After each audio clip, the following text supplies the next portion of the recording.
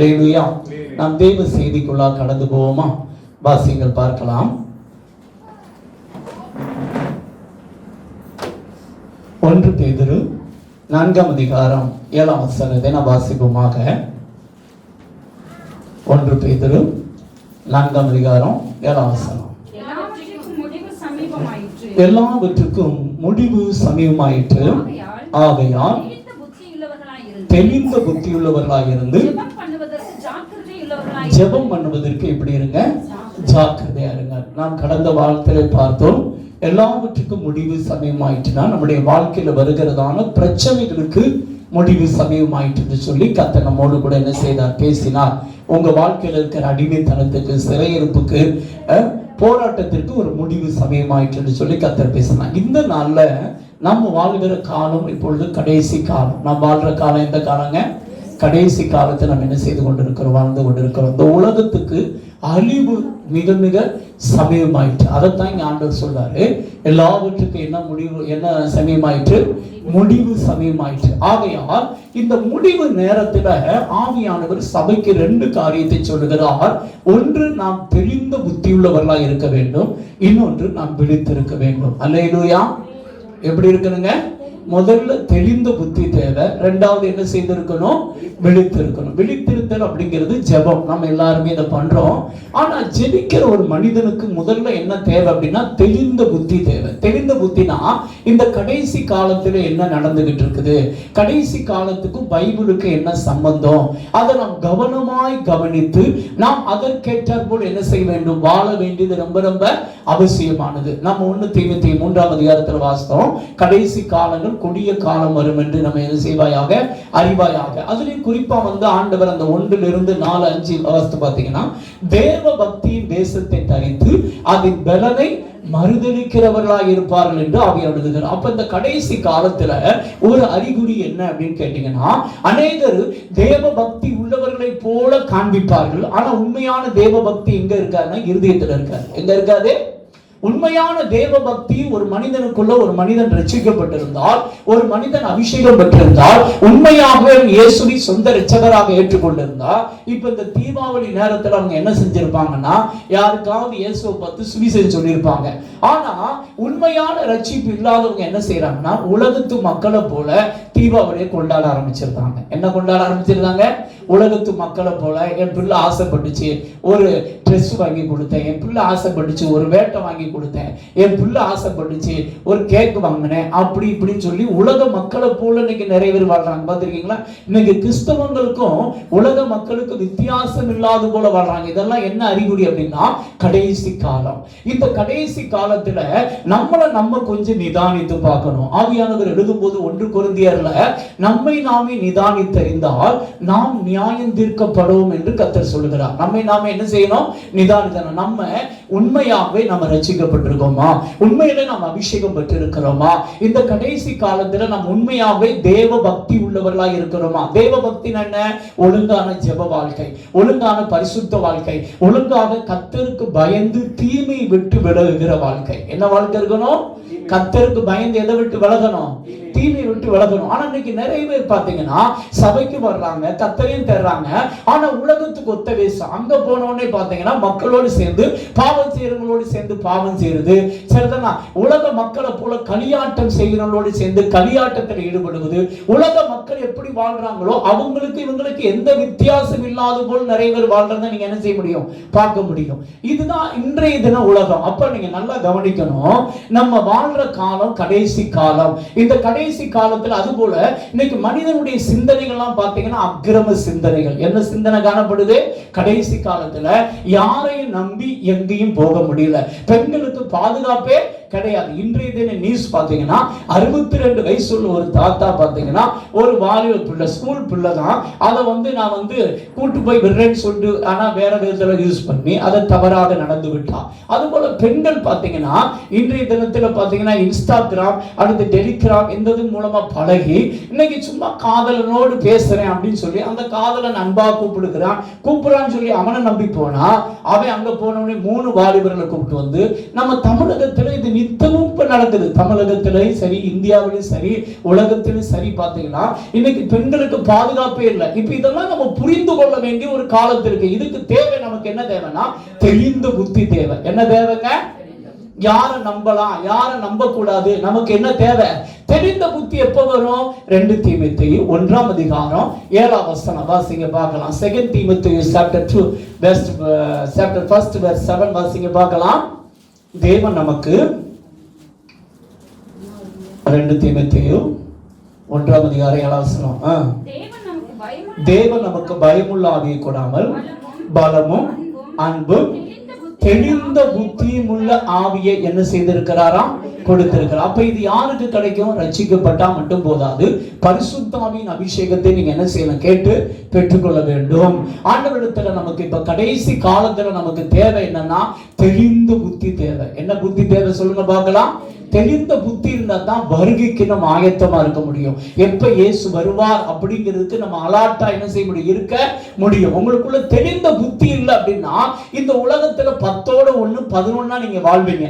ஆனா உங்களுக்குள்ள தெளிந்த புத்தி இருந்தா நம்மளை சுத்தி உலகம் எப்படி இருந்தாலும் நம்ம பரிசுத்தமா வாழ்வோம். அல்லேலூயா. தேவ பிள்ளையே, உன் வாழ்க்கையை கொஞ்சம் நிதானிச்சு பாரு. நீ உண்மையாகவே தேவ பக்தி உள்ளவனா இருக்கிறையா?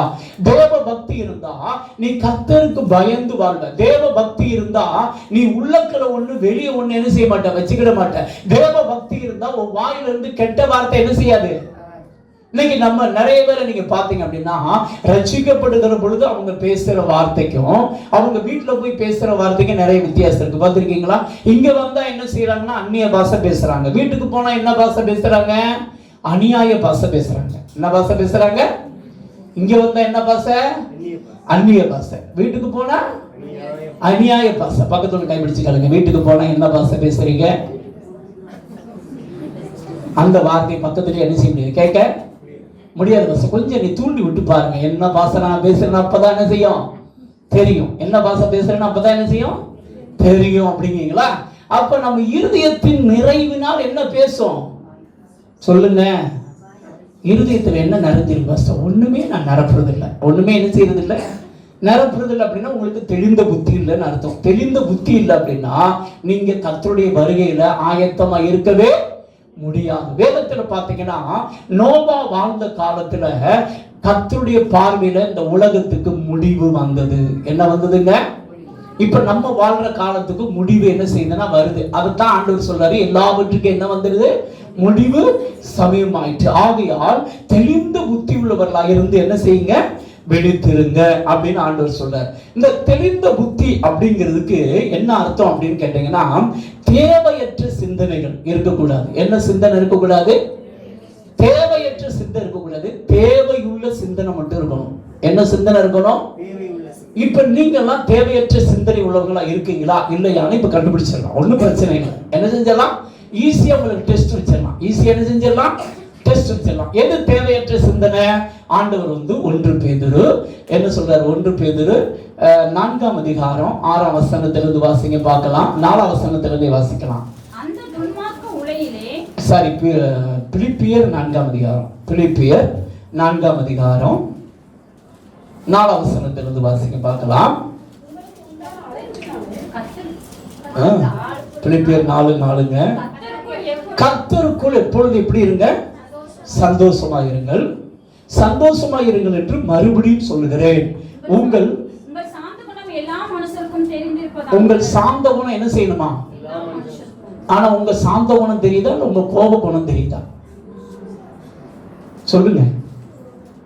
உங்களுக்குள்ள சாந்த குணம் இருக்குதா இல்ல கோப குணம் இருக்குதா? யோசிங்க. மற்றவங்க தப்பு பண்ணும்போது நமக்கு பிரஷர் ஏறும். பார்த்துருக்கீங்களா? ஏறுதா ஏறலையா? பிரஷர் என்ன செய்யுது? உண்மையை சொல்றேன், மற்றவங்களை திருத்தன்னு ட்ரை பண்ணாதீங்க. நீங்க திருந்திட்டீங்கன்னா மற்றவங்க திருந்திடுவாங்க. அல்லேலூயா. யார் திருந்திட்டா யார் திருந்திடுவாங்க? மற்றவங்களை திருத்துன்னு நீங்க போராடினீங்கன்னு வச்சுக்கோங்க, உங்களுக்கு தான் ஹை பிரஷர் ஆகி குக்கர் வெடிச்சிடும். குக்கர் என்ன செஞ்சிடும்? வெடிச்சிடும். சரிதானா? அதனால மற்றவங்களை திருத்துறதை விட்டுட்டு நம்ம யாரை திருத்தணும் சொல்லுங்க. நம்மளை திருத்திட்டோம் அப்படின்னா எல்லாமே என்ன செஞ்சிடும்? சரியாயிடும். ஒரு பாஸ்டர் வந்து பார்த்தீங்கன்னா ஒரு நாள் ஞாயிற்றுக்கிழமைக்கு, நாளைக்கு ஞாயிற்றுக்கிழமை, சனிக்கிழமை வந்து உட்காந்து ஜெபம் பண்ணிக்கிட்டே இருந்தாராம். ஜெபம் பண்ணும்போது மெசேஜுக்கு ஆயத்தமாகிட்டு இருந்தார். அப்போ பையன் வந்து பார்த்தீங்கன்னா நம்ம வீட்டு பையன் வந்து அவர் இருக்கிற ரூமுக்குள்ள நுழைஞ்சு நையான்னு பேசிக்கிட்டே இருந்தான். அவனுக்கு ஏதாவது வேலை கொடுத்தாரு, நம்ம கொஞ்ச நேரம் நம்ம அமைதலாக இருக்கலாம்னு சொல்லிட்டு இந்த பாஸ்டர் என்னென்னமோ சின்ன சின்ன வேலையெல்லாம் கொடுத்தாரு. அவன் அதெல்லாம் ஈஸியாக செஞ்சுட்டு ஓடி வந்துட்டான். ஐயோ இவனை ஒரு 1.5 மணி நேரம் 2.5 மணி நேரமாவது அமைதியாக இருக்க வைக்கணும், என்ன செய்யலாம் அப்படின்னு நினச்சி பார்த்தாரு. பக்கத்தில் பார்த்தீங்கன்னா ஒரு படம் இருந்தது. என்ன இருந்தது? மேப்பு. என்ன செஞ்சதுன்னா இந்தியா மேப் இருந்துச்சு. அதை பார்த்தாரு. ஓஹோ, இதை பிச்சு இவன்கிட்ட கொடுத்து இவனை அதை ஒட்ட வச்சு என்ன செஞ்சுருவோம், கொண்டு வர சொல்லுவோம் அப்படின்னு சொல்லிட்டு அவர் என்ன செஞ்சாங்கன்னா அதை ஒவ்வொரு 10-12 பீஸ் போல அப்படி தனித்தனியாக பிரித்து என்ன செஞ்சாங்கன்னா கையில் கொடுத்து இதை போய் என்ன செய்வான், ஓட்டிட்டு வா அப்படின்னு சொல்லிட்டு அனுப்பிவிட்டாரு. அவன் போன 5 நிமிஷத்துல வந்துட்டான். இவருக்கு ஒண்ணுமே புரியல. மேப்பை எப்படி அதுக்குள்ளேயும் சேர்த்தாங்க, நமக்கு ஒண்ணுமே என்ன செய்ய மாட்டேங்குது, தெரிய மாட்டேங்குது. எப்படி பையன் கேட்டார், என்னடா பண்ண அப்படின்னு. எப்போ அதில் தான் பின்னாடி திருப்பி பாருங்கன்னா, திருப்பி பார்த்தா மனுஷன், அப்படியே ஒரு மனுஷன் வந்து முழு மனிதனுடைய உருவம் அங்கே என்ன செய்யறதா இருக்குது. இவன் சொன்னான்னா நான் மேப்பை சேர்க்கல, எதை சேர்த்தேன், மனுஷனை சேர்த்தேன். மேப் என்ன செஞ்சிருச்சு, சரியாச்சு. இப்போதான் இவருக்கு மெசேஜ் கிடைச்சிட்டான், மனிதன் சரியானால் உலகம் சரியாயிரும்னு. அல்லேலூயா. அப்ப நம்ம சரியானா எல்லாமே என்ன செஞ்சிடும், சரியாகுமா ஆகாதா? எத்தனை பேர் நம்ம சரியாகுன்னு நினைக்கிறீங்க? மற்றவங்களை திருத்தணுங்கிறத நிப்பாட்டிட்டு நான் திருந்தணும். யார் திருந்தணும் சொல்லுங்க பார்க்கலாம். நான் திருந்தினா எல்லாம் என்ன செஞ்சிடும், நான் சரியானா எல்லாம் என்ன செஞ்சிடும், சரியாயிருமா ஆகாதா? நீங்க உண்மையாவே சொல்றேன். இயேசு கிறிஸ்து சிலுவையில தொங்கினாரு பாத்தீங்களா? இயேசு கிறிஸ்து சிலுவையில தொங்கும் பொழுது பைபிள்ல நீங்க வாசித்து பார்த்தீங்கன்னா முதல்ல 2 கல்லர்களுமே அவரை என்ன செஞ்சாங்கன்னா நிந்தித்தார். 2 கல்லருமே என்ன செஞ்சாங்கன்னா நிந்தித்தாங்க. என்னப்பா நீ தேவகுமாரன்னு சொல்றீரு, சரிதானா, நீரே பரிதாபமா தொங்கிக்கிட்டு இருக்கீரு அப்படின்னு பரியாசம் பண்ணாங்க. கீழே இருக்கிறவனும் பரியாசம் பண்றான், மேல இருக்கிறவனும் என்ன செஞ்சான், பரியாசம் பண்றான். போர் வீரர்களும் பரியாசம் பண்ணாங்க. சுத்தி இருக்கிற மக்கள்லாம் என்ன செஞ்சாங்கன்னா பரியாசம் பண்ணாங்க. இப்ப இயேசு கிறிஸ்து வந்து அவங்களை திருத்திருக்கு எந்த ட்ரை என்ன செய்யல, பண்ணல. இயேசு என்ன செஞ்சார் தெரியுமா? அவர் வந்து என்ன சொன்னார், பிதாவே இவர்களை என்ன செய்யும், மன்னியும், தாங்கள் செய்கிறது இன்னதென்று என்ன செய்யாது இருக்கிறார்கள். இந்த வார்த்தையை சொன்னார் பாருங்க. இந்த 2 கலர்ல ஒரு மனுஷனுக்குள்ள உணர்வு என்ன செஞ்சுனா, ஐயோ இவ்வளவு காலம் நம்ம பரியாசம் பண்றோம், இத்தனை பேர் இவரை குத்துறாங்க, கீழே இருக்கிறவனா பரியாசம் பண்றான், ஆனா இவர் பிதா கிட்ட என்ன ஜெபம் பண்ணிட்டு இருக்காரு, பிதாவே இவர்களை மன்னின்னு சொல்ற. இப்பதான் இவனுக்கு சார்ட் அவுட் ஆகுது, ஐயோ நம்ம எதிர்பார்த்த மேசியை இவர் தான் போல தெரியுது. ஏன்னா இது மனுஷனால முடியவே, ஒரு சாதாரண மனுஷனால என்ன செய்ய முடியாது, இப்படிப்பட்ட வார்த்தையை சொல்லவே முடியாது. சரிதான? எந்த கல்லருமே மேல வந்து தொங்கிக்கிட்டு இருக்கும்போது, அந்த காலத்துல ரோம கவர்மெண்ட் வந்து நிறைய கல்லர்களை சிலுவையில் அரைஞ்சாங்க. சிலுவையில் அரையும் போது எல்லா கல்லரும் வந்து அந்த போர்வையினை பார்த்து சூப்பர் ஃபேஸ் அப்படின்னா பாராட்டியிருப்பான்னு நினைக்கிறீங்க? அவனை எந்த அளவுக்கு திட்ட முடியுமோ என்ன செஞ்சிருப்பான், நான் தான் சாக போறேன்ல, திட்டி என்ன செஞ்சிருவோம், குமிச்சிருவோம்னு சொல்லி பண்ணிருப்பானா, பண்ணிருக்க மாட்டானா? கண்டிப்பா பண்ணிருப்பாங்க. ஆனா இவ்வளவு அடியும் வாங்கிட்டு சரிதான, தலையில முள்முடி சுட்டி இருக்கிறாங்க, அவர் வயிற்றுல வேற என்ன செய்யறாங்க, குத்த போறாங்க, எல்லாமே நடந்துகிட்டு இருக்கு. ஆனா இயேசு சொல்றாரு, என்ன சொல்றாரு, பிதாவே இவர்களை மன்னியும் சொல்லி ஜெபம் பண்ணாரு பாருங்க. பக்கத்துல இருக்கிறவனுக்கு அப்பதான் என்ன செய்யுதுன்னா, ஆஹா இவர் சாதாரண மனிதன் அல்ல, நாம் எதிர்பார்த்த மேசியா இவர் தான். அப்பதான் உடனே அவன் ஜெபம் பண்றான், தேவனே நீர் உமது ராஜ்யத்தில் வரும்போது அடியேன் என்ன செய்யும், நினைத்தருளும், மனம் திரும்பி ரட்சிக்கப்பட்டான். அல்லேலூயா. அப்போ ஒண்ணு நல்லா கவனிச்சுக்கோங்க, உங்களுக்கு என்ன புத்தி இப்ப தேவை அப்படின்னா, இந்த கடைசி காலத்துல எந்த மனுஷன் என்ன செய்ய முடியாது, என்ன சோப்பு போட்டாலும் என்ன செய்ய முடியாது, திருத்த. ஆனா என்னைய திருத்த முடியும், முடியுமா முடியாது சொல்லுங்க. நீங்க மட்டும் உங்களை கரெக்டா ஃபாலோ பண்ணுங்க. ஆனா ஒண்ணு தெரிஞ்சு வச்சுக்கோங்க, 90% நம்ம செய்யற ஒழுங்கா செஞ்சோம்னா 90% மனம் திரும்பிடும். இந்த 10% பாத்தீங்களா, அது என்ன பண்ணாலும் என்ன செய்யாது, என்ன பண்ணாலும் என்ன செய்யாது, திருந்தவே. அதை கண்டுக்கிடாதீங்க. எதை கண்டுக்கிடாதீங்க? 10% வந்து என்ன சோப்பு போட்டாலும் என்ன செய்யாது, திருந்தாது. ஆனா 90% நீங்க செய்யற கரெக்டான பாதையை பார்த்து என்ன செய்ய தெரியுமா, மனம் திரும்பி ஆகும். அல்லேலூயா. இதுக்கு தான் கர்த்தர் சொல்றாரு, நீங்க உண்மையான தேவ பக்தி உள்ளவர்களா இருங்க. என்ன தேவ பக்தி உள்ளவர்களா இருங்க? கடைசி காலத்துல தேவ பக்தி அப்படின்னா என்ன தெரியுமா, பிதாவே இவர்களை மன்னி. இப்ப அமெரிக்கால கூட பாத்தீங்கன்னா ஒரு ஊழியக்காரனை வந்து ஒருத்தங்க சூட் பண்ணிட்டாங்க. அப்ப சூட் பண்ணாலும் அந்த மனைவி வந்து சொல்றாங்க, நான் என் கணவனாரை கொன்னவரை நான் மனப்பூர்வமா என்ன செய்யறேன், மன்னிக்கிறேன். இதை எல்லாரும் சொல்ல முடியும்னு நினைக்கிறீங்களா? சொல்ல முடியும்னு நினைக்கிறீங்களா? சொல்லவே முடியாதுங்க. அப்ப இதை பார்க்கும் போதுதான் நிறைய பேர் என்ன செய்யறாங்க, மனம் திரும்பி ரட்சிக்கப்படுறாங்க. அமெரிக்கா தேசத்துல பாத்தீங்கன்னா இப்ப சமீபத்துல நடந்த ஒரு சம்பவம். ஜட்ஜி வந்து பாத்தீங்கன்னா தன்னுடைய மகளை கொன்னவன் குற்றவாளி கூண்டுல நிக்கிறான். அவன் எத்தனை பேரை கொண்டிருக்கான், அதுல ஒண்ணுதான் தன்னுடைய மகளை கொன்னவனை இப்ப ஜட்ஜி வந்து தீர்ப்பு கொடுக்கறது ரெடியா நிக்கிறார். தீர்ப்பு கொடுக்க ரெடியா நிற்கும் போது அம்மா சொல்றாரு, நான் என் மகளை கொன்னவனை ஏத்தாப்புல நிக்கிறான், இவனை நான் மனப்பூர்வமா என்ன செய்யறேன், மன்னிக்கிறேன். அந்த வார்த்தை அவனை உடைக்குது.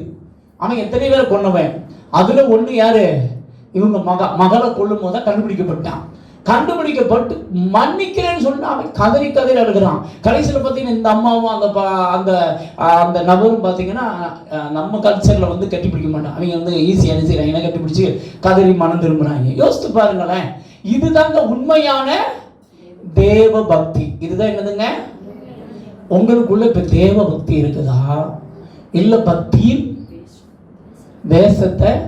பக்தியின் வேஷம் என்னது, இங்க நல்லா நாங்க ஆவியில நிரம்பி என்ன செய்வோம், ஜெபம் பண்ணுவோம், நல்லா ஜெபம் பண்ணுவோம். ஆனா அங்க போனா இந்த வாயை திறந்தா எவனும் பக்கத்துல என்ன செய்யக்கூடாது, என்ன செய்யக்கூடாது, வரக்கூடாது, என்ன செய்யக்கூடாது.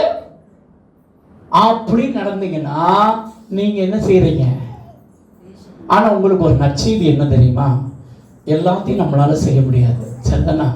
ஒருவேளை உங்களுக்கு அப்படிப்பட்ட பலவீனம் இருந்துச்சுன்னா உங்களுக்கு ஒரு நற்செய்தி என்னன்னா, நீங்க உண்மையை இயேசப்பா, நான் உண்மையாக உங்களுடைய பரிசுத்தோடைய பலத்தினால என் வாயை கண்ட்ரோல் பண்றதுக்கு எனக்கு என்னதாங்க, நீங்க உண்மையை கேட்டா கர்த்தர் தருவார். அல்லேலூயா. அதுல எந்த டவுட்டும் நம்மளால முடியாது. அதுல பலத்தினாலும் அல்ல, பராக்கிரமத்தினாலும் அல்ல, என்னுடைய ஆவியினாலே ஆகும். அதனால இப்ப நம்ம வாழ்ற காலம் கடைசி காலம். லூக்கா எழுதின சுவிசேஷம் 21ஆம் அதிகாரத்துல 33ஆம் வசனத்திலிருந்து வாசிங்க பார்க்கலாம். லூக்கா எழுதின சுவிசேஷம் 21ஆம் அதிகாரம் 36ல இருந்து.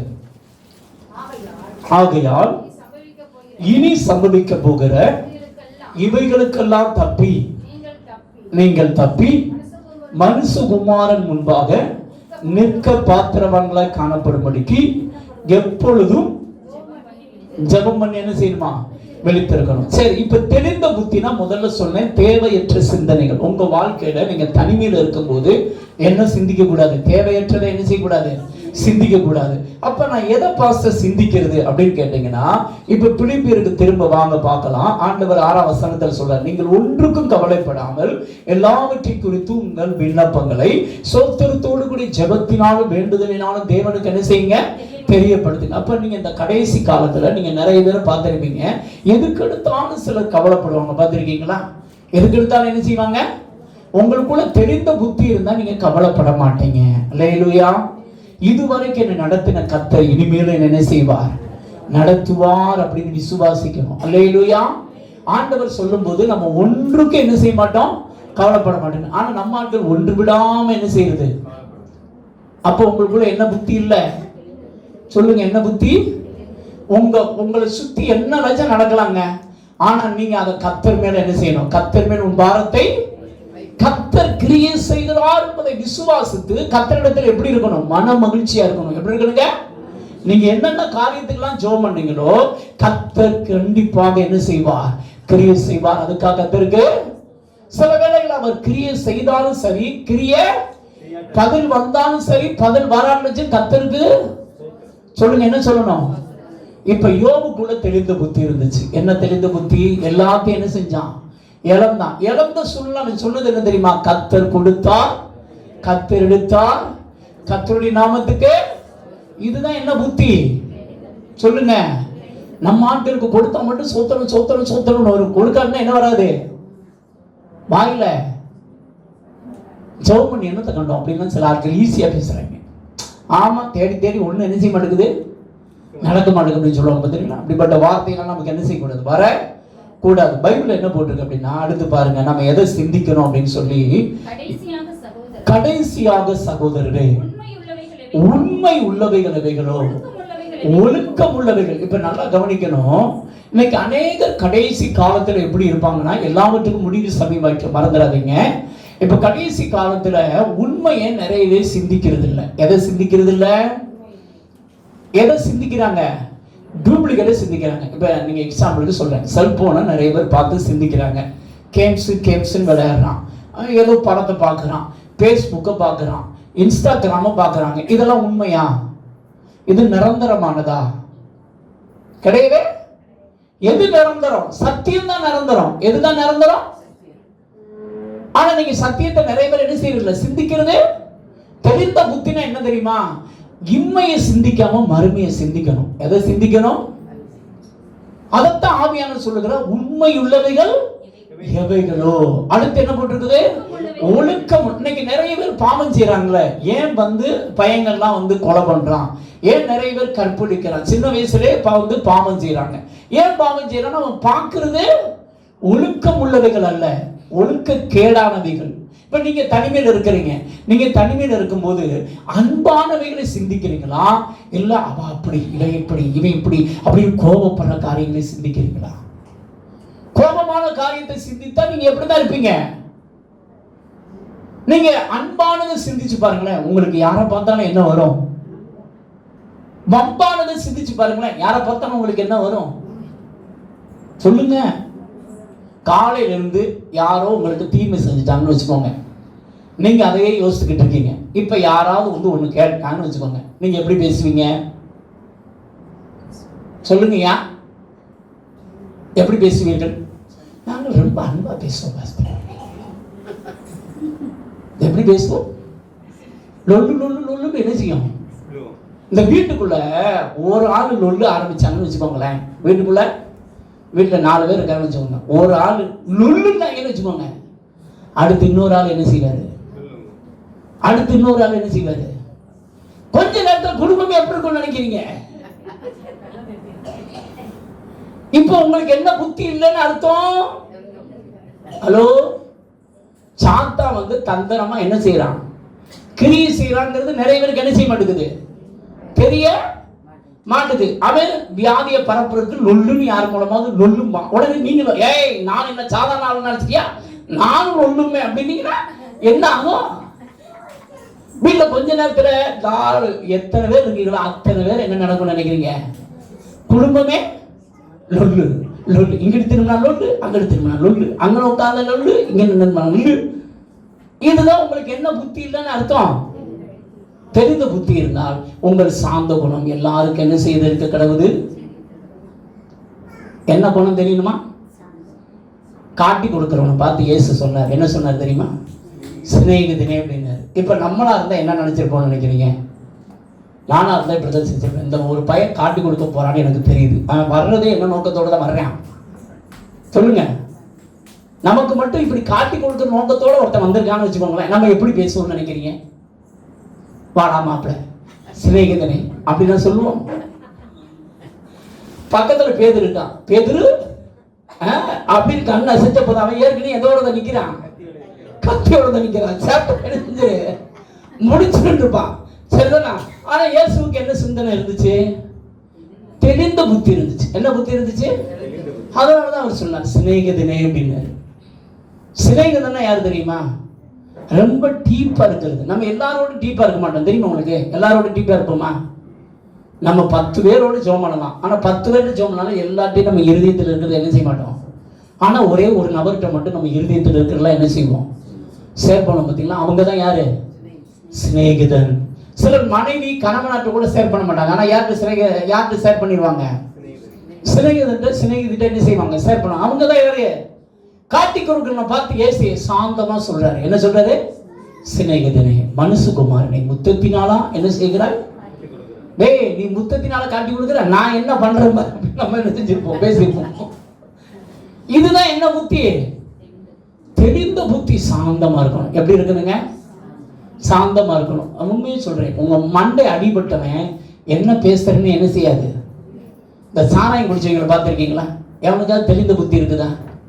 ஆனா அவன் குடிச்சு அந்த தெளிவு ஆனவனே எப்படி பேசுவான் தெரியுமா உங்களுக்கு? நிறைய பேர் சர்டிஃபிகேட் கொடுப்பாங்க, என் கணவனார் மட்டும் குடியை மட்டும் விட்டுட்டாங்க, அவரை போல தங்கமான பிள்ளை சொல்லுவாங்க பார்த்துருக்கீங்களா? அப்ப ஐயாவுக்கு என்ன புத்தி வருது? ஹலோ, உங்களுக்கு தெளிந்த புத்தி இருக்குதா? வீட்டுக்கு வந்து பாருங்க பாஸ்டர், நிறைய பேர் முதல்ல காலையில் அடிச்சோடனே மண்டையை தான் என்ன செய்றாங்க, அடிச்சோடனே மண்டை என்ன செஞ்சிருது, குழம்பிடுது. அதுக்கடுத்து பேசுறது இருக்கு பாருங்க. நான் வாயை திறந்தாலும் எவனுமே பக்கத்தில் நினைச்ச முடியாது. கரெக்டா நீங்க நல்லா கவனிச்சு பாருங்களேன். காலையில் எந்திரிச்சோடனே யாரையாவது நீங்க எழுப்ப போறீங்கன்னு வச்சுக்கோங்க, நம்ம பிள்ளைகளை எழுப்பி பாருங்களேன், என்ன பேசுவாங்க நினைக்கிறீங்க? டீ அம்மா ஆசையா கொண்டு போய் எந்திரிப்பா அப்படிம்பாங்க. பார்த்துருக்கீங்களா? இந்த லொல்லு முள்ளுன்னு ஒருத்தன் சொல்றான், ஒருத்தங்க சொல்றாங்க அப்படின்னா அவங்களுக்கு என்ன புத்தி இல்லை சொல்லுங்க? ஏற்கனவே மண்டை அடிபட்டு கிடக்குது. என்ன அடிபட்டு கிடக்குது? நீங்க இதுல கூட மட்டும் வர பேசுனீங்கன்னு வச்சுக்கோங்க, அவ்வளவுதான். நம்மளும் லொல்லு புள்ளு நெறி செஞ்சிருவோம். அதனால உங்கள் சாந்த குணம் எல்லாருக்கும் என்ன செய்திருப்பதாக, தெரிந்திருப்பதாக. இப்ப ஆண்டவர் சொல்ல, உண்மை உள்ளவைகள் எவைகளோ, ஒழுக்கம் உள்ளவைகள் எவைகளோ, அடுத்து நீதி உள்ளவை. நீதினா தேவ சித்தம். எதுங்க? தேவனுக்கு சித்தமானதை சிந்திக்கணும். எதை சிந்திக்கணுங்க? நீதி உள்ளவைகள் எவைகளோ, கற்புள்ளவைகள்னா பரிசுத்தமான நினைவுகள். உங்க நினைவுகள்லாம் எப்படி இருக்கணும்? பரிசுத்தமா இருக்கணும். ஒருத்தங்களை பார்க்கும்போது நமக்கு பரிசுத்தமான நினைவு வருதா? நான் என்னால சொல்ல முடியும். அந்த ரங்கத்துல நீங்க பரிசுத்தமா சிந்திச்சீங்கன்னா, ஃபீல்டில் நிற்கும் போது யாரை பார்த்தாலும் நமக்கு கெட்ட சிந்தனை என்ன செய்யாது. நான் அனுபவத்துல இருந்து என்னால சொல்ல முடியும். தெரியுது உங்களுக்கு? கர்த்தர் என் கண்களில் பரிசுத்தத்தை தருவதை என்னால தெரியும், என்னால சொல்ல முடியும். ஆனா அந்த ரங்கத்தை நம்ம எப்படி இருக்கணும்? பரிசுத்தமானது சிந்திச்சிருக்கணும். பரிசுத்தமானதுனா வேதத்தை என்ன செஞ்சிருக்கணும்? சொந்த கதை சோக கதையை சிந்திச்சிருக்க கூடாது. எந்த சிந்தனையை சிந்திச்சிருக்க கூடாது. இப்ப உங்களை ஒரு வாரம் டெஸ்ட் பண்ணுங்க. கடந்த போன வாரம் வெள்ளிக்கிழமையிலிருந்து இந்த வாரம் வெள்ளிக்கிழமை 7 நாள் விட்டுருச்சு, இன்னைக்கு 8வது நாள். இந்த 7 நாட்கள் நீங்கள் எதை சிந்தித்தீர்கள்? உங்களுக்குள்ள தெளிந்த புத்தி இருந்ததா? நீங்க தெளிந்த புத்தி உள்ளவர்களா இருந்தீர்களா? கொஞ்சம் நிதானிச்சு பாருங்க. இருந்துச்சா? நிறைய பேர் குழம்பிதான் இந்த மாஸ்டர் அப்படிங்களா? தெளிந்த புத்தி வரணும் அப்படின்னா எதை நிரப்பணும்? வேத வசனத்தால என்ன செய்யணும்? இங்க ஆண்டவர் அதான் சொல்றாரு, நீதி உள்ளவைகளோ, கற்புள்ளவைகளோ, அடுத்து அன்புள்ளவைகளோ. உங்களுக்கு அன்பு உங்க சுபாவத்துல வரணும் அப்படின்னா நீங்க எதை சிந்திக்கணும்? அன்பை சிந்திக்கணும். எதை சிந்திக்கணுங்க? அன்புள்ளவைகள் எவைகளோ, பம்புள்ளவைகள் எவைகளோ அப்படின்னு சொல்லல. சரிதானே? சண்டை போடுகிறவைகள் எவைகளோ அப்படின்லாம் சொல்லல. சரிதானே? திட்டுகிறவைகள் எவைகளோ அப்படின்னா என்ன செய்யல, சொல்லல. இங்க என்ன போட்டிருக்குது? அன்புள்ளவைகள் எவைகளோ, அடுத்து நற்கீர்த்தி உள்ளவைகள் எவைகளோ, புண்ணியம் எதுவோ, புகழ் எதுவோ, அவைகளையே என்ன செய்யணுமா? அப்ப தெளிந்த புத்தி வேணும் அப்படின்னா ஆண்டவர் சொல்றாரு, இங்க சொல்லப்பட்ட 8 காரியங்களும் ஆவியானவர் சொல்லுகிறார். எத்தனை காரியங்க? இந்த 8 காரியத்தை சிந்தித்தா உங்களுக்கு முதல்ல என்ன புத்தி வரும்? தெளிந்த புத்தி. இது வந்த பிறகுதான் நீங்க என்ன செய்யணும்? ஜெபிக்கணும். என்ன செய்யணும்? இதைத்தான் மத்தேயு 6:6 சொல்றாரு, நீயே ஜெபம் பண்ணும்போது உன் அறை வீட்டுக்குள் பிரவேசித்து உன் கதவை பூட்டி அந்தரங்கத்திற்கு உன் பிதாவை நோக்கி என்ன செய்ய? ஜெபம் பண்ணு. நான் வெளியரங்கமா என்ன தருவேன்? பதில் தருவேன். அப்படின்னா என்ன அர்த்தம்? கதவை பூட்டு அப்படின்னா தெளிந்த புத்தி. தெளிந்த புத்தி எப்போ வரும்? வேதத்தை தியானிக்கும் போது. ரோமர் 12:2 நீங்கள் பிரபஞ்சத்திற்கு ஒத்தவே சந்தறியாமல் தேவனுடைய நன்மையும் பிரியமும் பரிபூர்ணமான சித்தம் இன்னதென்று பகுத்தறியத்தக்கதாக உங்கள் மனம் புதிதாகிறதுனால என்ன செய்யுங்கள்? மருவமாங்க. உங்க மனதை நீங்க புதிதாக்குங்க. உங்களுக்கு ஒரு சின்ன ஷார்ட் அண்ட் பிரேயர் சொல்லித்தரேன். 5 minutes பிரேயர். என்ன பிரேயருங்க? 5 minutes. 5 நிமிஷம் பைபிள் வாசிங்க. 1 மணி நேரத்துக்கு ஒருக்கா 5 நிமிஷம் பைபிள் வாசிங்க. 1 மணி நேரத்துக்கு ஒருக்கா 5 நிமிஷம் நல்லதை சிந்திங்க. 1 மணி நேரத்துக்கு ஒருக்கா 5 நிமிஷம் விசுவாச அறிக்கை பண்ணுங்க. எத்தனை நிமிஷம் பண்ணுங்க? 5 நிமிஷம். அப்படின்னா நீங்க எவ்வளவு பிஸியா இருந்தாலும் ஈஸியா பண்ண முடியும். அல்லேலூயா. எத்தனை நிமிஷங்க? இந்த 5 minutes. 1 மணி நேரத்துக்கு ஒருக்கா. சரிதானே? 1 மணி நேரத்துக்கு ஒருக்கா பைபிள் வாசித்து நல்லது சிந்திங்க. 1 மணி நேரத்துக்கு ஒருக்கா ஒரு 5 நிமிஷம் ஜெபம் பண்ணுங்க. 1 மணி நேரத்துக்கு ஒருக்கா 5 நிமிஷம் விசுவாசத்தை என்ன செய்யுங்க? அறிக்கையிடுங்க. கர்த்தரின் மேய்ப்பராய் இருக்கிறா, நான் தாழ்ச்சடையேன். நான் கர்த்தரை விசுவாசிக்கிறேன். கர்த்தர் என்னை எல்லா தீங்கிற்கும் விலக்கி காப்பா. இப்படி நீங்க பண்ணி பாருங்களேன், உங்களுக்கு தெரிந்த புத்தி வந்துடும். அல்லேலூயா. உங்களுக்கு தெரிந்த புத்தி வரணும். விசுவாச அறிக்கை ரொம்ப ரொம்ப முக்கியமானது. வேதத்துல பார்த்தீங்க அப்படின்னா இந்த தெரிந்த புத்தி அப்படிங்கிறது முதல்ல தேவையற்ற சிந்தனைகள். 2வது மாசுபடுத்தக்கூடிய சிந்தனைகளை விட்டு விலகணும். எந்த சிந்தனை விட்டு விலகணுங்க? உங்க சிந்தையை கரைப்படுத்தக்கூடிய சிந்தனைகளுக்கு இடம் கொடுக்கூடாது. உங்க உள்ளத்தை கரைப்படுத்தக்கூடிய, அவங்களை குறித்து குறை சொல்லக்கூடிய, அவங்களை குறித்து வெறுக்கக்கூடிய சிந்தனைகள் உங்க வாழ்க்கையில இருந்துச்சு அப்படின்னா உங்களுக்கு என்ன புத்தி இருக்காது? தெளிந்த புத்தி. மற்றவங்களை குறித்து கோபமான எண்ணங்கள் இருந்தால் உங்களுக்கு தெளிந்த புத்தி இல்லைன்னு அர்த்தம். மற்றவங்க எவ்வளவு தப்பு பண்ணாலும் உங்களுக்குள்ள என்ன இருக்கணும் தெரியுமா? அன்பு நிறைஞ்சிருக்கணும். என்ன நிறைஞ்சிருக்கணும் சொல்லுங்க பார்க்கலாம். எப்படி இருக்கணுங்க? எப்பொழுது உங்கள் வார்த்தைகள் கிருபை பொருந்தினதாயும் உப்பால் சாரம் ஏறினதாக இருப்பதாக. இதான் புதிய ஏற்பாடு கற்பனை. புதிய ஏற்பாடு கற்பனை எப்படிங்க? எப்பொழுது எப்படி இருக்கணுமா? கிருபை புரிந்தது அப்படின்னா எப்படிப்பட்ட மனுஷனையும் திருத்தக்கூடிய வார்த்தைகள் தான் உங்க வாயில என்ன செய்யணும்? வரணும். வீணான வார்த்தை என்ன செய்யக்கூடாது? வர கூடாது. எப்பொழுதும் உங்கள் வார்த்தையில் உப்பால் சாரம் என்ன? உப்பால் சாரம் என்னது? ஒரு பொருள் சாப்பிடணும் அப்படின்னா உப்பு இருந்தா தான் நம்ம என்ன செய்வோம்? சாப்பிடுவோம். அதுவும் அந்த உப்பு எப்படி இருக்குன்னு தெரியுமா? அதிகமா இருந்தாலும் சாப்பிட உப்பே இல்லாத சரியான அளவு இருந்தா என்ன செய்ய முடியும்? அப்ப நீங்க பேசுற வார்த்தை எப்படி இருக்கணும் அப்படின்னா கரெக்டான லெவலோட இருக்கணும். அல்லேலூயா. எத்தனை பேர் இப்படிப்பட்ட வாழ்க்கை வாழணும்னு நினைக்கிறீங்க? அப்படி ஒரு நிமிஷம் கரங்களை உயர்த்தி, ஆண்டவரே என் வார்த்தைகள் எப்பொழுதும் கிருபை புரிந்ததாயும் உப்பால் சாரம் இருந்ததா இருக்க எனக்கு கிருபை தாங்க. என்ன நான் ஒப்பு கொடுக்கிறேன் ஏசப்பா. அது போல ஆண்டவரே நான் உண்மை உள்ளவைகளை சிந்திக்கணும் ஏசப்பா. தேவையற்றதை சிந்திக்க கூடாது. கிருபை தாங்க. இயேசுவின் நாமத்தில் பிதாவே, ஆமென். அல்லேலூயா. நீங்க பைபிள் வாசிக்கிற பொழுது அந்த பைபிள் வசனத்தின்படி நீங்க வாழ்ந்திருக்கீங்களா அப்படின்னு முதல்ல சிந்திங்க. ரெண்டாவது, அந்த பைபிள் வசனத்தின்படி நீங்க பைபிள் வசனத்தை விசுவாசிக்கிறீங்களா அப்படின்னு சிந்திங்க. முதல்ல என்ன கேள்வி கேட்கணும்? பைபிள் வசனத்தின்படி நானு வாழ்றேனா அப்படின்னு பார்க்கணும். ரெண்டாவது, விசுவாசிக்கிறேனான்னு பார்க்கணும். அதுல நீங்க குறை உள்ளவங்களா இருந்தா அதுக்கு உங்களை அர்ப்பணிச்சு உடனுக்குள்ள ஜெபம் பண்ணுங்க. 5 நிமிஷத்துக்கு ஒருக்கா என்ன செய்யணும் அப்படின்னா 5 வசனத்துக்கு ஒருக்கா உங்களை நிதானிச்சு ஆண்டவரே இந்த வசனத்தின்படி வாழ கிருபை தாங்க அப்படின்னு கேட்டீங்கன்னா கர்த்தர் உங்களுக்கு என்ன தருவாரு? கிருபை. அல்லேலூயா. நல்லா கவனிங்க தேவ பிள்ளைங்க. முதல்ல உனக்கு என்ன புத்தி வேணும்? தெளிந்த புத்தி. ரெண்டாவது என்ன இருக்கணும்? ஜெபம் இருக்கணும். ரெண்டாவது என்ன இருக்கணும்? அப்பதான் நீங்க வருகையில என்ன செய்ய முடியும்? போக முடியும். மாசுபடுத்தக்கூடிய சிந்தனைகள் இருக்கக்கூடாது. மூன்றாவது, ஆரோக்கியமா இருக்கக்கூடிய நேர்த்தியான மனது தேவை. உங்க மனது எப்பயுமே எப்படி இருக்குன்னா ஆரோக்கியம் நிறைந்ததா இருக்கணும். எப்படி இருக்கணுங்க? இதைத்தான் பைபிள் ஆவியானவர் சொஸ்த மனம் உடலுக்கு ஆரோக்கியம். சொஸ்த மனம் என்னதுங்க? உடலுக்கு ஆரோக்கியம். பொறாமையோ எலும்பு உருக்கி. என்ன உருக்கி? இப்போ உங்களுக்குள்ள பொறாமை இருந்துச்சுன்னா நீங்க என்ன பண்ணுவீங்க தெரியுமா?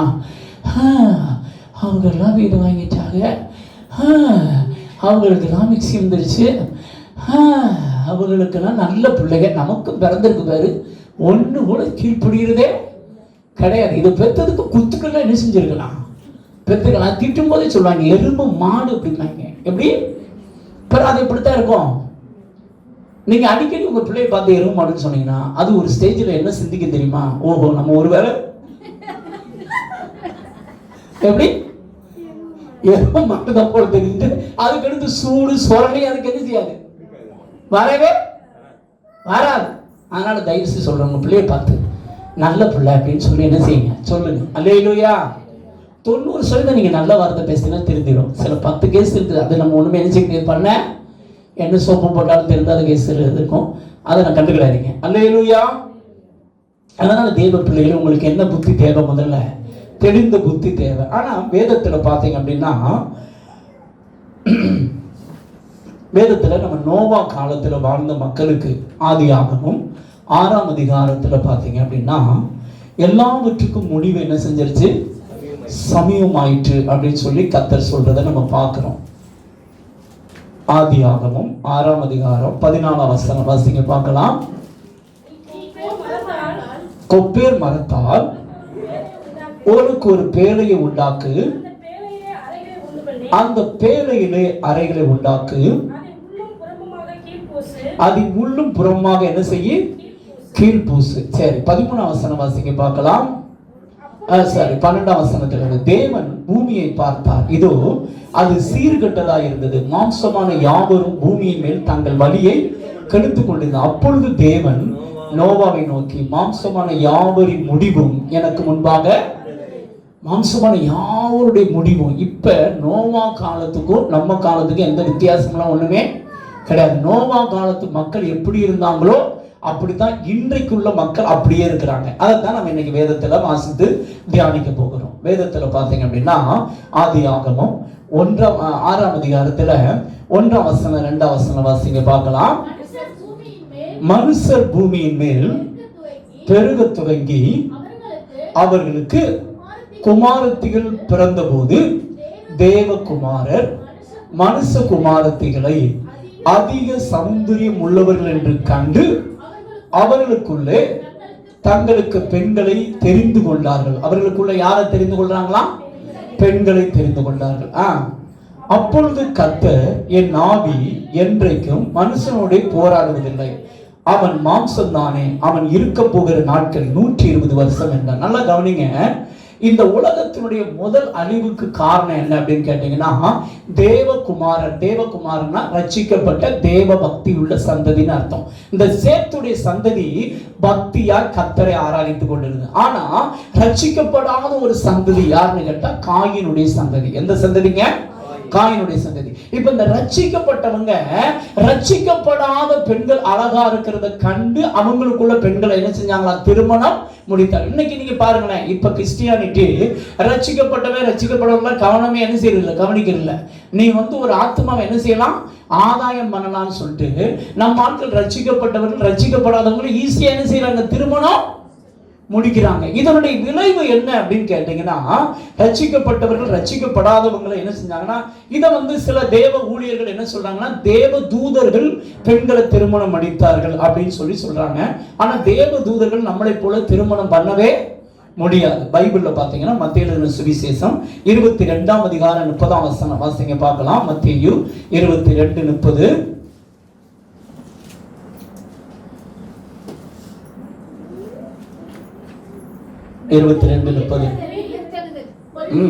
உயிர்த்தெழுதலில் கொள்பவனையும் கொடுப்பவனையும் அவர்கள்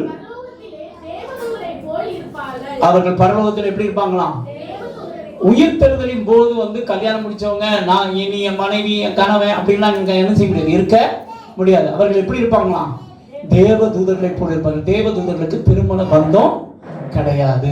ஆனா சிலர் இந்த தேவ தூதர்கள் அப்படி சொல்றாங்க. ஆனா அதுக்கு ஆதாரம் இல்ல. 4ஆம் வசனம் பாருங்க, ஆதியாகமம் 6:4. அந்நாட்களில் ராட்சதர் பூமியில் இருந்தார்கள். பின்பு தேவகுமாரர் மனுஷ குமாரத்திகளோடு கூடுகிறதினால் இவர்கள் அவர்களுக்கு பிள்ளைகளை பெற்றபோது இவர்களும் பூர்வத்தில் பெயர் பெற்ற மனுஷராகிய பலவான்களானார்கள்.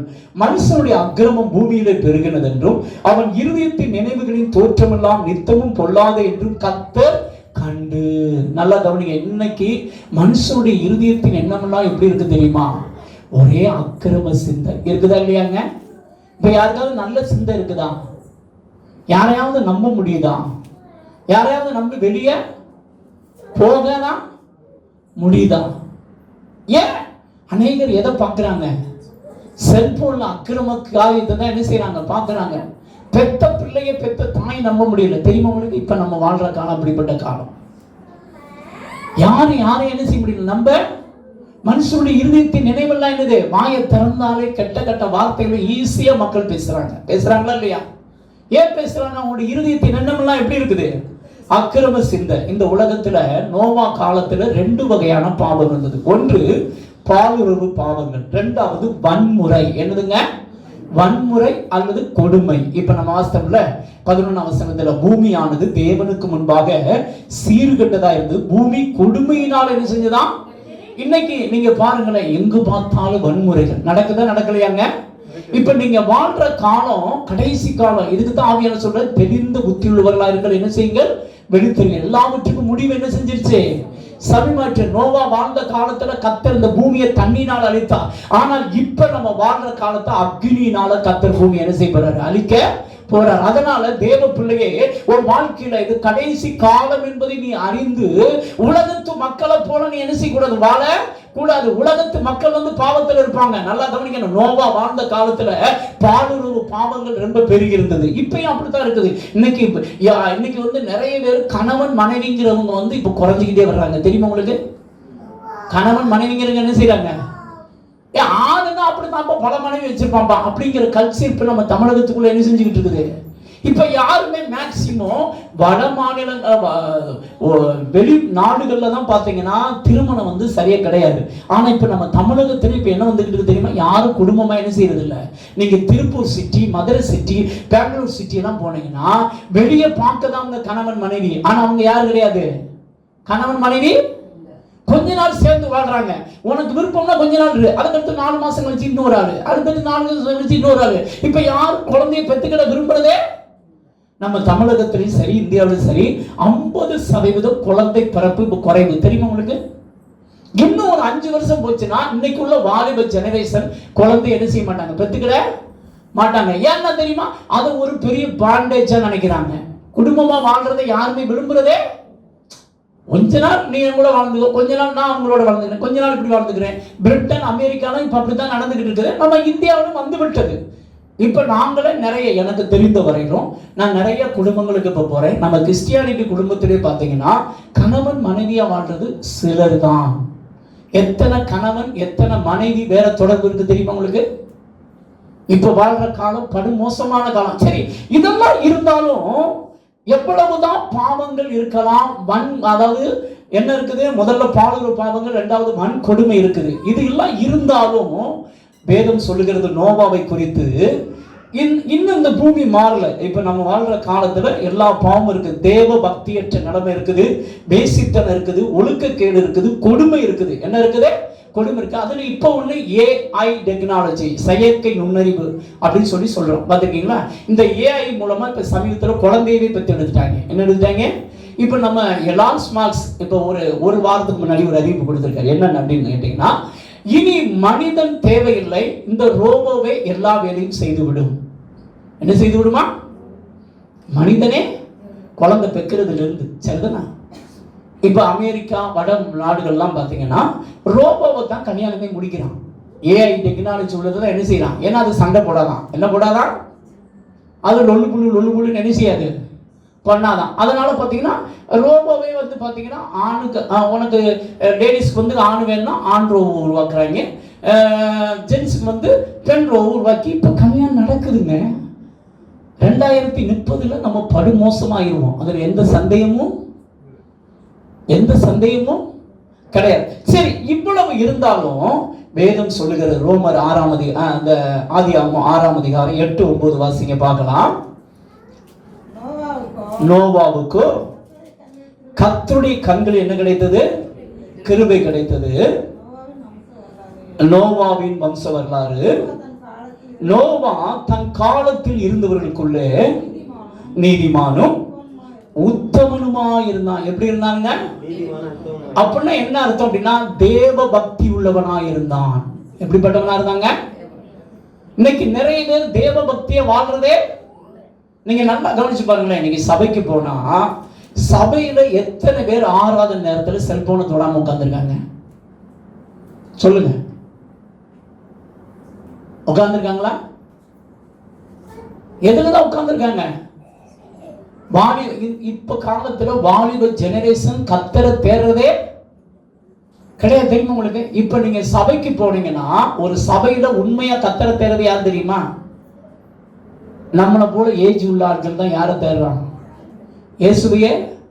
கர்த்தரை ஆராதிக்கிறது யாருன்னு நினைக்கிறீங்க? இப்போ உள்ள ஜெனரேஷன் கர்த்தரை தேடுற பழக்கமே இதான். இவங்கெல்லாம் தேவ பக்தி என்ன செஞ்சாங்கன்னா இன்னைக்கு யாருமே கர்த்தரெல்லாம் உண்மையா என்ன செய்யறதில்ல, தேடல. மனம் திருமண அனுபவம் கிடையாது, பாவ மன்னிப்பு நிச்சயம் கிடையாது, மறுபடி பிறந்த அனுபவம் கிடையாது. நோவா காலம் எப்படி இருந்தாலும், ஆனா நோவா எப்படிப்பட்டவனா இருந்தான்? தேவ பக்தி உள்ளவனா இருந்தான், ஒழுக்கம் நிறைந்தவனா இருக்கான், கர்த்தரை விசுவாசிக்கிறவனா இருந்தான். யாரை விசுவாசித்தாங்க?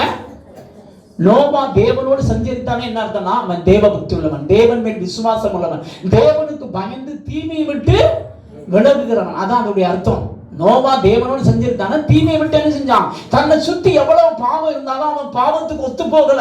இப்ப உங்களை சுத்தி பல பாவம் இருக்கலாம். உங்களை சுத்தி இருக்கிற மக்கள் ரட்சிக்கப்பட்டவங்க ரட்சிக்கப்படாதவங்களை கல்யாணம் பண்ணிக்கலாம். உங்களை சுத்தி இருக்கிற மக்கள் கெட்ட வார்த்தை பேசலாம். உங்களை சுத்தி இருக்கிற மக்கள் எப்படி லட்சம் வாழலாங்க. ஆனா நீங்க அப்படி என்ன செய்யக்கூடாது.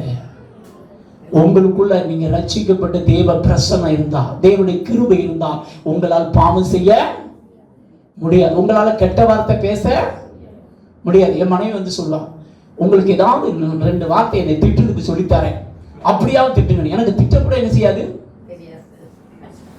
என்ன வராது.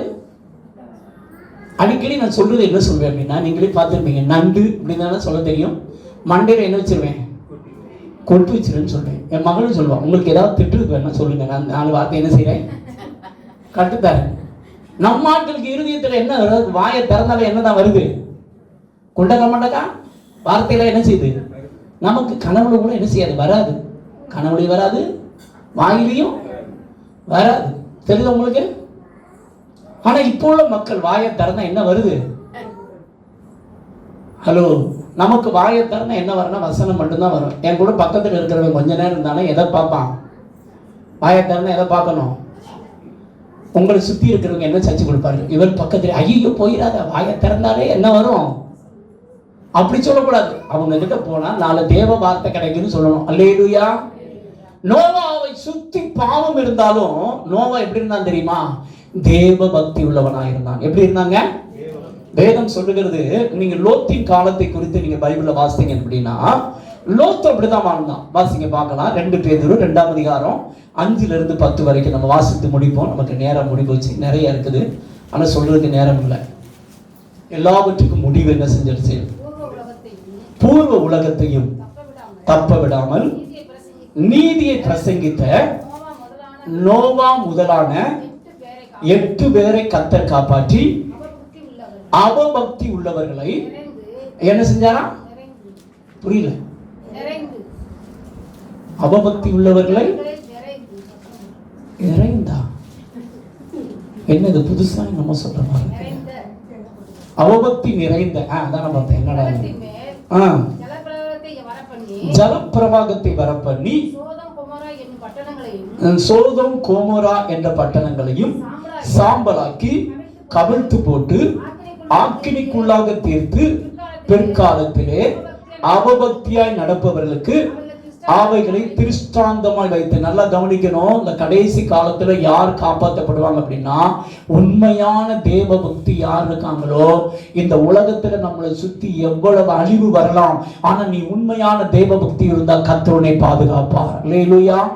கர்த்தர் உன்னை ஆசீர்வதிப்பார். இதுல நற்செய்தி என்ன தெரியுமா, வீட்டுல ஒரு நபர் நோவா மட்டும்தான் கர்த்தரை விசுவாசித்தான். அவன் நிமித்தம் அவன் மனைவி, அவன் பிள்ளைகள், மருமக்கமார்கள் காப்பாற்றப்பட்டார்கள். அதுபோல வேதம் சொல்கிறது, லோத்து மட்டும்தான் நீதிமானா இருந்தான் பைபிள் போட்டுருக்கு. லோத்து நிமித்தம் அவன் மனைவி, 3 பிள்ளைகள் பாதுகாக்கப்பட்டார்கள். அல்லேலூயா. தேவபக்தி, தேவ பிள்ளையே, உன் வாழ்க்கையில நீ உண்மையான தேவபக்தி, இங்க ஆண்டவர் சொல்றார் அவபக்தி. என்ன பக்திங்க, உன் வாழ்க்கையில உண்மையான தேவ பக்தி இருக்கா? உண்மையான தேவ பக்தி இருந்தா 10 மணிக்கு சபை கூடுது அப்படின்னா நீங்க எத்தனை மணிக்கு வந்து உட்காருவீங்க சொல்லுங்க. சிலருக்கு தவிர்க்க முடியாது, அது வேற. ஆனா நம்ம ஆட்கள் பார்த்தீங்கன்னா வெளியூர் கூட பக்கத்துல வந்துடுறாங்க, சீக்கிரம் வந்துடுறாங்க. லோக்கல் தான் எப்படி வராங்க, கைவீசம்மா கைவீசு, கடைக்கு போனா மிட்டாய் வாங்கலாம் அப்படின்னு எப்படி வராங்க. இது என்ன சொல்றதுன்னு நினைக்கிறீங்க? உண்மையாகவே உங்களுக்குள்ள தேவபக்தி இருந்தால் லேட்டா போனா மனசு என்ன செய்யும் தெரியுமா, பக்கு பக்கு பக்குன்னு என்ன செய்யும், நமக்கு அடிக்குதா, அடிக்குது பாஸ்டர். சினிமா தேட்டருக்கு போகல, லேட்டா போனோம்னா மனசு பக்கு பக்குன்னு என்ன செய்யுது. நாடகம் வந்து அந்த டயத்தை தாண்டிடுச்சுன்னா மனசு இப்படி அடிக்குதுன்னு நினைக்கிறீங்க. ஐயோ விட்டுட்டோமே, ஐயோ விட்டுட்டோமே அப்படி அடிச்சுது, அடிக்குது பாஸ்டர். என்னதுக்கு அடிக்குது, நாடக டயம் தாண்டி விட்டதுன்னா சிலருக்கு பிரஷர் ஏறு. பார்த்துருக்கீங்களா? இங்க இருக்கிறவர்கள் நான் நாடகமும் பார்ப்பதில்லை, சினிமாவும் பார்ப்பதில்லை அப்படின்னு சொல்றவங்க மட்டும் கைவிடுங்க. ஏன்னா பார்க்குறவங்களை தூக்க சொன்னா ரொம்ப கஷ்டமாய் போவோம், அதனால தான் அவங்களை தூக்க சொல்றது இல்லை. சரிதானா? ரைட்டு. பார்க்காதவர்கள் பாக்கியவர்கள், பார்க்கிறவர்கள் தேவபக்தி தேசத்தை என்ன செஞ்சிருக்கீங்க, தனித்திருக்கீங்கன்னு அர்த்தம். அதான் அவபக்தி. அதுதான் என்னதுங்க, தேவ பிள்ளையே உன் வாழ்க்கையில இங்க ஒண்ணு அங்க ஒண்ணு அப்படி இருக்கக்கூடாது. நீ எங்க இருந்தாலும் கர்த்தருக்கு பயந்து என்ன செய்யணும், வாழணும். அதுதான் ரொம்ப முக்கியம். இங்க ஆண்டவர் தெளிவா எழுதுறாரு பாருங்க, பூர்வ உலகத்தை தப்ப விடல. ஆனா யார தப்ப விட்டார் அப்படின்னு கேட்டா, உண்மையான தேவ பக்தியா வாழ்ந்த நோவாவும் லோத்து குடும்பமும் என்ன செய்யப்பட்டது, பாதுகாக்கப்பட்டது. நீங்க உண்மையாகவே தேவ பக்தி உள்ளவர்களா இருந்தா நீங்க என்ன செய்யப்படுவீங்க, பாதுகாக்கப்படுவீர்கள். கர்த்தர் உங்களை போஷிப்பார், கர்த்தர் உங்களை நினைத்தருள்வார், கர்த்தர் உங்களோடு உடன்படிக்கை பண்ணுவார். உங்க சந்ததி கர்த்தரால் என்ன செய்யப்படும், ஆசீர்வதிக்கப்படும். இந்த வசனத்தை வாசித்து நம்ம முடிப்போம், நமக்கு நேரம் இல்லை. அடுத்து வாசிங்க. சோதோம் கோமரா என்னும் பட்டணங்களையும் சாம்பலாக்கி கவிழ்த்து போட்டு ஆக்கினிக்குள்ளாக தீர்த்து பிற்காலத்தில் அவபக்தியா நடக்கிறவர்களுக்கு அவைகளை திருஷ்டாந்தமா வைத்து அக்கிரமக்காரருக்குள் வாசமா இருக்கையில் அவர்களுடைய காம விகார நடக்கையால் வருத்தப்பட்டு நாள்தோறும் அவர்களுடைய அக்கிரம கிரியைகளை கண்டு கேட்டு நீதியுள்ள தன் இருதயத்தில் வாதிக்கப்பட்ட நீதிமானாகிய லோத்தை அவர் ரட்சித்திருக்க கர்த்தர் தேவ பக்தி உள்ளவர்களை சோதனை நின்று ரட்சிக்கவும் அக்கிரமக்காரரை ஆக்கினைக்குள்ளாக்க நியாய தீர்ப்பு நாளுக்காக வைக்கவும் தேவ பிள்ளையே, உன் வாழ்க்கையில உண்மையான தேவ பக்தி இருக்குதா? நீ உண்மையான தேவ பக்தி உள்ளவனா இருக்கிறியா? தான் இப்ப கேள்வி. உண்மையான தேவ பக்தி உள்ளவர்களா இருந்தா நீங்க அழிவுக்கு என்ன செய்யலாம்? தப்பலாம். இந்த உலகத்துக்கு முடிவு வருகிறது. எந்த நேரம் யாருக்கு என்ன ஆபத்து வரும் இப்ப நம்ம காலத்துல பார்க்கவே. டக்குன்னு மழை வருது, ஆள் காலி வருதா, நிலைச்சரிவு வருதா. நல்லா இருக்க. நேற்று தினத்துல என்ற ஒரு ஐயா ஒரு அம்மா போன் பண்ணாங்க, ஒரு சகோதரி. அந்த ஐயாவை எனக்கு தெரியும். அவர் இப்பதான் கொஞ்சம் இயேசுவை நம்பிக்கிட்டு இருக்காரு. ஆஸ்பத்திரிக்கு தான் போனாரு, நெஞ்சு வெளின்னு சொல்லிட்டு ஆள் காலி. இப்படி இன்னைக்கு எத்தனை பேர் செத்து போறாங்க தெரியுமா உங்களுக்கு? நமக்கு எந்த நேரம் முடிவு வரும் நம்ம சொல்ல முடியாது. ஆனா யார் காப்பாற்றப்படுவாங்கன்னா உண்மையான தேவ பக்தி. என்ன பக்தி இருக்கணுங்க? தேவ பக்தின்னு என்ன அர்த்தம் தெரியுமா? ஒழுக்கமான வாழ்க்கை, பரிசுத்தமான வாழ்க்கை, கர்த்தருக்கு பயந்து தீமை விட்டு. உன் சிந்தனை எப்படி இருக்கணும்? தெளிந்த புத்தியா இருக்கணும். இன்னைக்கு அர்ப்பணிப்போமா? ஆண்டவர் இப்படிப்பட்டவங்களை இன்னைக்கு தேடுறாரு. உலகம் எப்படி இருக்கலாங்க? உனக்குள்ள இந்த கிருபை இருந்துச்சுன்னு வச்சுக்கோங்க, உன்னால பாவம் செய்ய நம்மளை சுத்தி இருக்கிற மக்கள் எப்படி இருக்கலாம்? மாறிவ தம்பி, உன்னை சுத்தி இருக்கிறவங்க கெட்ட வார்த்தை பேசலாம், நீ படிக்கிற இடத்துல கெட்ட வார்த்தை பேசலாம். இப்ப தாமரை பூ பார்த்திருக்கீங்களா? தண்ணிக்குள்ள இருந்தாலும் அது மேல என்ன ஒட்டாது. உனக்குள்ள உண்மையாகவே இயேசு கிறிஸ்து இருந்தால், உண்மையாகவே உனக்குள்ள ஆவியானவர் இருந்தார், உண்மையாகவே உனக்குள்ள பிதாவாகிய தேவன் இருந்தால், இந்த உலகத்தின் அசுத்தத்துக்கு நீ ஒத்து ஊதுன அப்படின்னா நீ தேவ பக்தி வேஷத்தை என்ன செய்யற? ஒரு காரியத்தை சொல்லி முடிக்கிறேன். நோவா அவன் குடும்பத்தை கர்த்தர் பேழைக்கு விட்டு கதவை என்ன செஞ்சார் தெரியுமா? அடைத்தார். அது போல மத்தேயு 25 1 இருந்து 13 வரைக்கும் வாசித்து பாருங்க. புத்தியுள்ள கனிகள், புத்தி இல்லாத கனிகள். இந்த புத்தியுள்ள கனிகளை கர்த்தர் பரலோகத்துக்குள்ள விட்டு கதவை என்ன செஞ்சார் தெரியுமா? அடைச்சிட்டாரு. புத்தி இல்லாத கனிகள் வெளியே தான் நின்னாங்க. தேவ பிள்ளையே, கர்த்தர் கதவை அடைக்கிற நாட்கள் வந்து விட்டது. கிருபையின் காலத்தை கர்த்தர் வாசலை பூட்டக்கூடிய நாட்கள் வந்து விட்டது. நீ இந்த நேரத்துல கர்த்தரை தேடல அப்படின்னா இனி ஒரு காலம் வரும். நீ தேடணும்னு நினைச்சாலும் என்ன செய்ய முடியாது? தேட. இந்த காலத்தில் நீ மனம் திரும்பாவிட்டால் இனி நீ மனம் திரும்பணும்னு நினைச்சாலும் என்ன செய்ய முடியாது? மனம் திரும்ப. அதனால இது கடைசி காலம். நம்மளை சுத்தி இருக்கிற மக்கள் பாவம் நிறைந்த உலகத்தில் வாழ்ந்து கொண்டு இருக்காங்க. எல்லாவற்றுக்கும் முடிவு சமயமாயிட்டு. தெளிந்த புத்தியுள்ளா இருந்து விழித்திருந்து ஜெபம் பண்ணுவதற்கு எப்படி இருங்க? ஜாக்கிரதை. ஜெபம் பண்ணா தப்பிக்கலாம். என்ன பண்ணா தப்பிக்கலாங்க? உங்க வாழ்க்கையில 1 மணி நேரமாவது செய்வீங்க. 1 மணி நேரம் ஜெபம் உடனே பண்ண முடியாதுன்னா 1 மணி நேரத்துக்கு ஒரு 5 நிமிஷம் உண்மையை அர்ப்பணித்து ஜெபிங்க. அப்படி அர்ப்பணித்து ஜெபித்தா உங்கள் ஆவியானவர் 1 மணி நேரம் என்ன செய்ய வைத்திருவார்? ஜெபிக்க வைத்திருவார். எல்லாரும் எழுந்து நிற்போமா? கர்த்தர் நம்மோடு கூட பேசி இருக்கிறார். எல்லாவற்றுக்கும் முடிவு சமயமாயிற்று. ஆகையால் தெளிந்து புத்தி உள்ளவர்களாக இருந்து விழித்திருந்து ஜெபம் பண்ணுவதற்கு எப்படி இருங்க?